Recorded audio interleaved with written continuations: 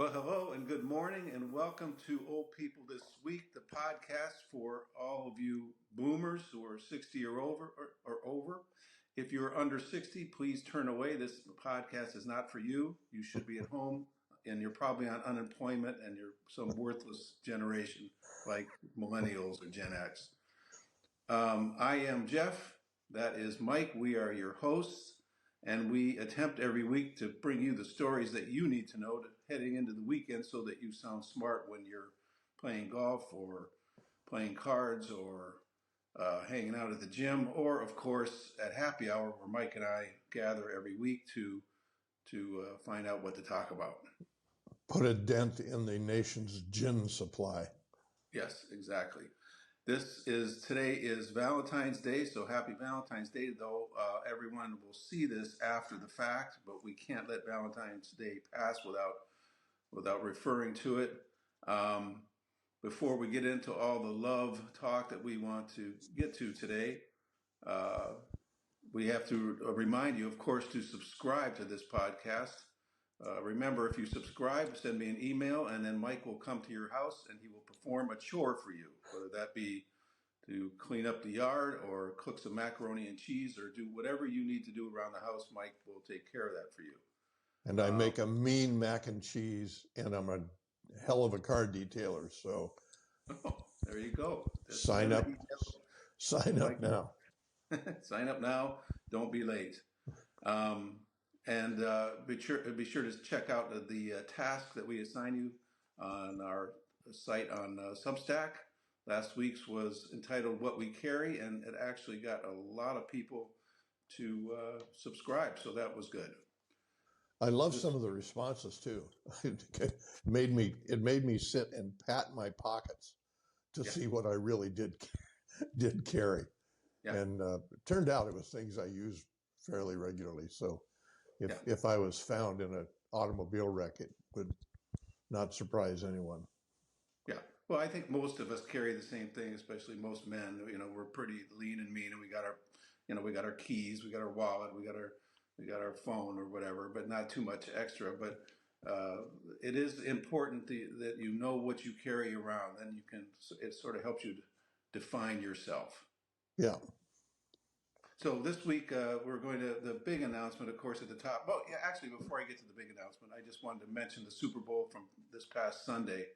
I read today that after the NFL was clapping themselves on the back for their giant ratings and Usher for the giant rating during halftime, but the tickets to the game cost an average of $8,776, and they said that airfare was up 112% compared to the weekend a year before in Vegas, and the hotels were up 140%.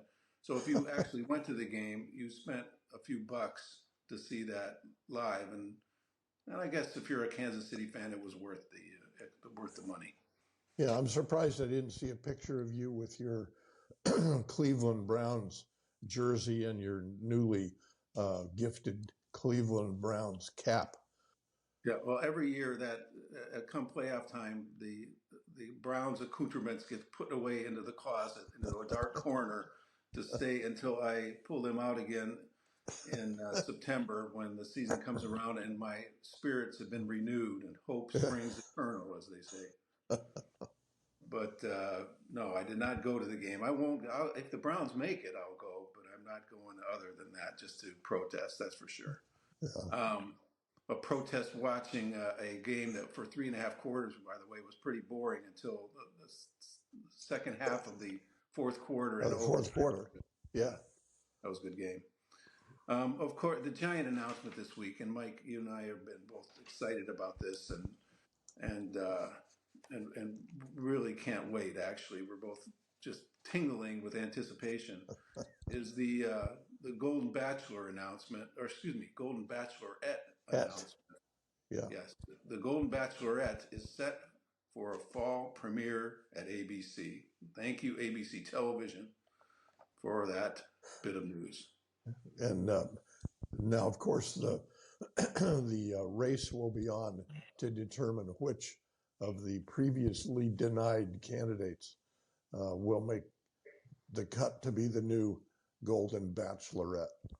Yeah, it's going to be interesting to see who they choose, or if they come up with someone new. But the network touted the success of the Golden Bachelor as the reason they're bringing back. They come up with the Golden Bachelorette.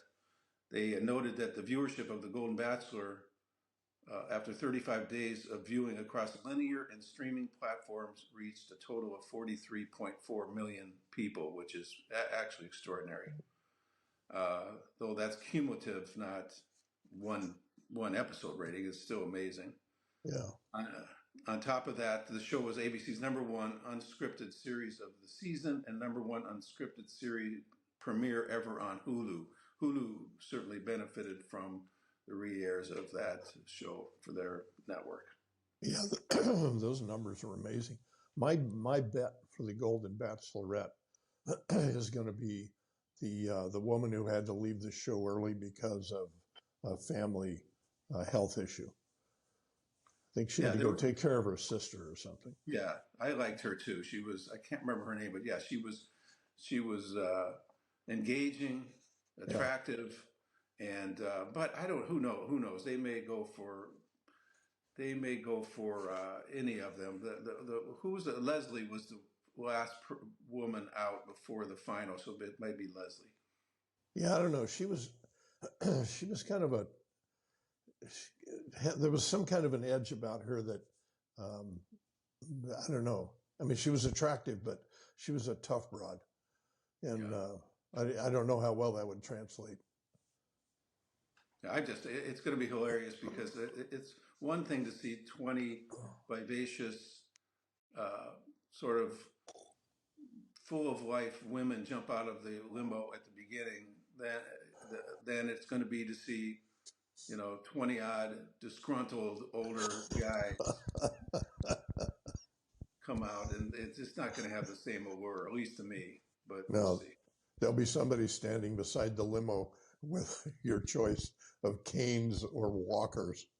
Yeah, yeah.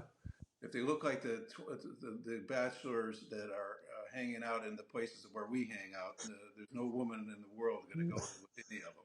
Yeah, no, not pretty. The knee-length khaki shorts, knee-high black socks, matching suspenders. Yeah, no. And the array of gold jewelry hanging sexily on their chest. Yeah. Yeah. So let's because it's Valentine's Day, Mike, I'm going to give you 30 seconds. Give us, the audience, a truncated view of how you met your lovely wife, Mary. I was president of an apparel company. We had done quite well, blew the brand up. My wife was a senior executive at Macy's. She wanted to buy the line for Macy's. I refused. The woman who I had put in charge of all sales for the company lectured me on how ignorant I was, and I better get the meeting put together ASAP. I did. And 2 years later, my wife and I moved in together, and 11 years after that, we got married. 2 years. So 13 years between meeting her and walking down the aisle. Yeah. These things take time. That took plenty of time.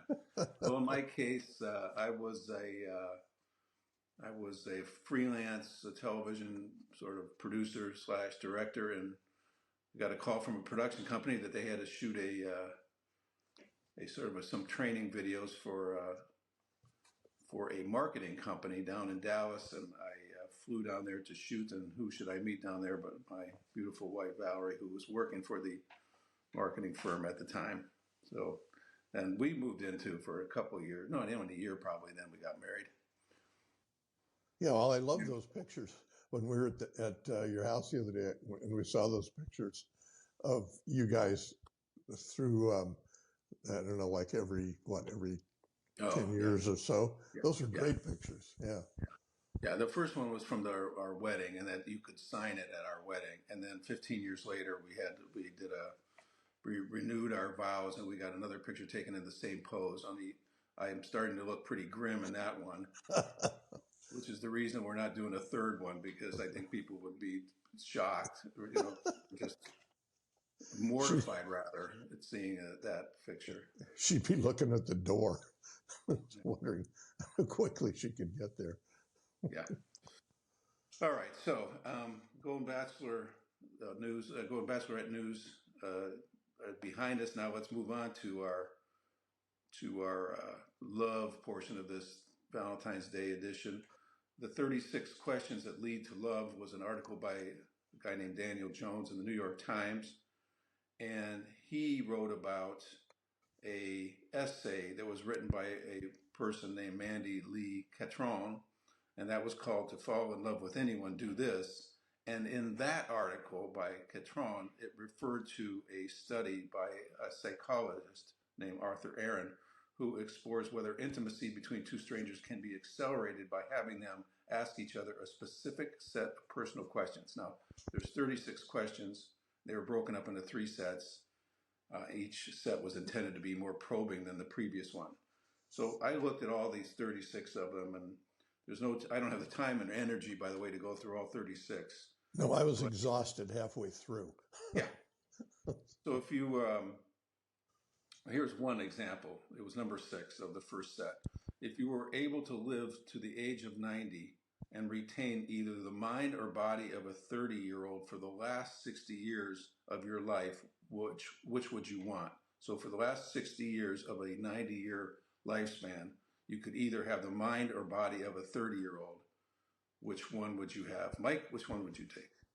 That's like a trick question.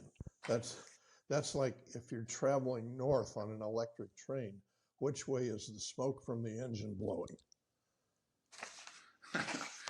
Mike, what would you want them? It's an electric train. There's no smoke. Don't see that you just tricked me already. So what would you want, the mind or the body of a 30-year-old as you got old?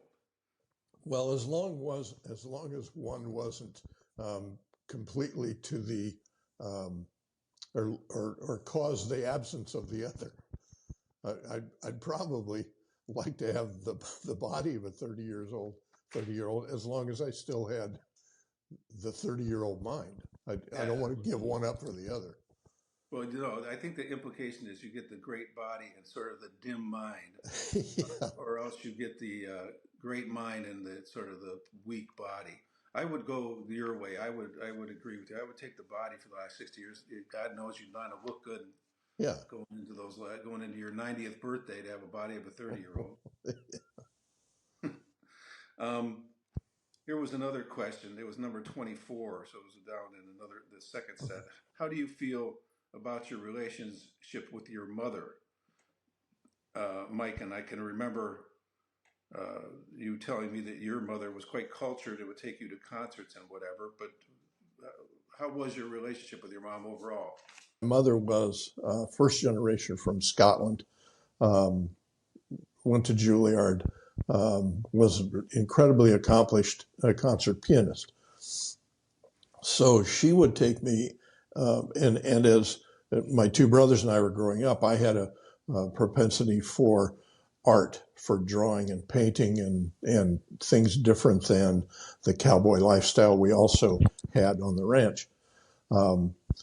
So Mom would make a point of taking me to concerts or galleries or whatever as we were growing up. So we had a very tight relationship.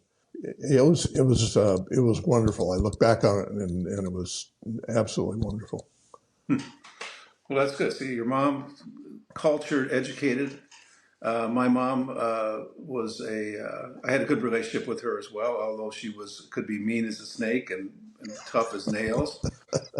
She was the kind of person that if you reached for a piece of bread in the center of the table and you hadn't been invited to do so, you were likely to get a fork stuck in the back of your hand. Yeah. She didn't screw around, and as a school teacher for 35 years, she was very much of a taskmaster. And she wasn't bringing me to any concerts. She would on Saturdays, though, she would drag me down to the place where she would get her hair done, and then I'd have to sit around and wait for her, and then she'd go buy me lunch somewhere. That was That was the extent of our cultural relationship. But she was a good person, and I think what they were trying to get around to in the article is how does that, if depending on your relationship with your mother, might indicate how your relationship with your wife is going to be. And I think that's the reason they asked that. Yeah, or what your attitude towards and about women in general. Yeah, that's right. Would translate to. Yeah. And then another question, and the last one I'll bring up here was your house containing everything you own catches fire, and saving your loved ones and pets, or after saving your loved ones and pets, you have time to safely make a mad dash back into the house for one item. What would it be? I know what it would be for you, Mike. It would be one of your guns or something. No, the gun collection's in a fireproof safe, as is everything else I really care about in terms of material sense. So again, it's a trick question. I wouldn't go back in a burning house. Yeah. I was trying to think if this had been 10 or 12, 15 years ago, I would have said I would have run back into the house for photographs, for a box of photographs, because in those days you couldn't replicate them, and once they were gone, they were going to be gone. And so, but nowadays everything is on my phone or in the cloud, so it wouldn't matter. So I probably agree with you. I'd sit there and watch it burn down. Yeah, crying. The other article I read, and it again was a part of it was in the New York Times. It was called "All You Need Is Love and Wi-Fi: Exploring Technosexuality." Now, technosexuality right there dates me because growing up there was no such thing as technosexuality. Isn't that an oxymoron? I guess. And the articles included one entitled "My AI Girlfriend Has Her Kinks." Another article was Make Love Not Porn, a user-generated social sex platform aims to eradicate unrealistic standards created by hardcore pornography and show unrehearsed, consensual, real-world sex. So I don't understand a single thing of that, but that's what technosexuality is. So you upload pictures of you and your significant other having real world sex, and yes, to what point? Well, for other people to watch it, and basically saying you don't have to go watch phony porn, you can watch real world sex. I don't know, who knows? This is way beyond me. And then my favorite article was "Can You Optimize an Orgasm?" That and this particular article was about a company called Lioness that collects data from sex toys. I worry about you. Yeah. Well, I'm just reading what the New York Times says. Yeah. I need you to get out. Get out more. Get on your electric bike. Yeah. That could have been it. Yeah, that's all I need for excitement right now. All right. Anyway, on to other news. You and I spoke a couple of weeks ago about the Stanley tumblers. I just saw that yesterday. Yeah. It says, at first it says it was a smash hit and at first glance a win for the planet. It's durable, reusable, and we showed some on the other show, but people collect them and they can't keep them in stock at Target and so on. Yeah. And it was intended that it was to replace more fragile water containers that would generate mountains of plastic trash. But the craze of buying them started in less than sustainable behavior in people. They started buying dozens of these tumblers so that they could have them as collections. And now what forecasters are saying is the fad's already over. Some millennials or Gen Xers are already embarrassed to carry a Stanley. And we know what's going to happen. They'll sit unused, gather dust on a shelf or in a basement, or in the worst case scenario, they'll end up in landfills. In a landfill, yeah. The circle is complete. Yeah. And I was trying to say, I was going to make fun of those millennials and Gen Zers for this. And then I was trying to think, well, wait a minute, I should be fair. What things that we boomers collect like this that were fads and that we hoarded up, but I couldn't really come up with one. Maybe Chia Pets or something that were popular 25 years ago. Yeah, the little troll dolls. Yeah, troll dolls. Yeah, Hot But they're Wheels. not. Wait, go ahead. Hot Wheels. Yeah, but we don't throw them out. I still have my Hot Wheels. Yeah, they're worth a fortune. Right. You have the right They're not ones. going to any landfill. Yeah, I don't think a Dayglow orange Stanley Cup 20 years from now will make a damn bit of difference to anybody. Well, it takes up too much room too. Here, my entire collection of Hot Wheels is in a shoebox size. And, Yeah. You're not gonna. It's not gonna kill. It's not gonna be a huge deal to put them in a landfill. But there's people. They show pictures of these people. They have a house full of these Stanley tumblers. Yeah, it's crazy. They had car. Remember the woman who stole $2,500 worth and tried to get away. And plus, she just ran. She walked into the store, grabbed all she could, and without any sort of thought, she just started running out of the store and threw them in her car and took off. And of course, the cops caught her about a block away. And then they displayed all the material, all the tumblers that she stole on her car. Yeah. So, anyways, yes, it's completely ridiculous, and they will end up in landfill at the same time that the thieves will end up in jail. Yeah. Darwin at work again.